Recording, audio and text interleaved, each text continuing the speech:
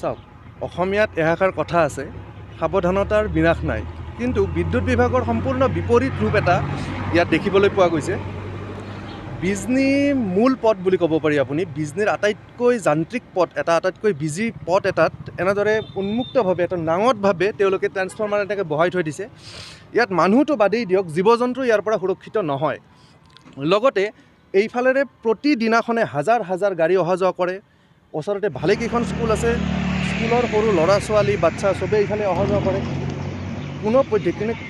কোনোদিন বিপদ নহওক যাতে কোনোবাই যদি আহি ইয়াতে খুন্দাও খায় বা পৰিও যায় লগে লগে তাৰ মৃত্যু হোৱাটো কিন্তু খাটাং লগতে এটা কথা লক্ষণীয় যে ইয়াত কোনো ধৰণৰ বেৰ বা কোনো ধৰণৰ সাৱধানতা অৱলম্বন কৰা হোৱা নাই কোনো ধৰণৰ বেনাৰ ইয়াত দিয়া হোৱা নাই তো এনেধৰণৰ গাফিলতি চৰম দুখজনক লজ্জাজনক অকল স্মাৰ্ট মিটাৰ লগালেই যে স্মাৰ্ট এখন চিটি হ'ব পাৰে এইটো কিন্তু কথা নহয় যে স্মাৰ্ট চিটি এখন কৰিব লাগিলে মানুহবিলাক স্মাৰ্ট হ'ব লাগিব কৰ্মীবিলাক স্মাৰ্ট হ'ব লাগিব গতিকে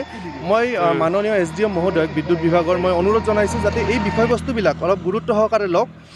কাৰণ মানুহৰ জীৱন এবাৰেই আহে গতিকে জীৱনৰ লগত এনেধৰণে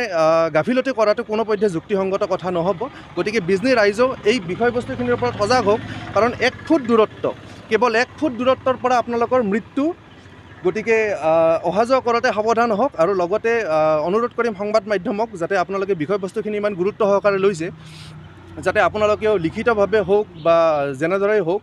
বিষয়বস্তুখিনি যাতে খুব সোনকালে সমাধান হয় কেৱল এইটো ট্ৰেন্সফৰ্মাৰ নহয় আপোনাৰ বিজনীৰ ভালেকেইটা ট্ৰেন্সফৰ্মাৰ এনেধৰণে নাঙঠভাৱে ওলমাই ৰখা হৈছে বিদ্যুৎ বিভাগৰ বিভিন্ন কৰ্মত আমি গাফিলতি দেখা পোৱা যোৱা হৈছে উলুবাৰী অঞ্চলতো এনেধৰণৰ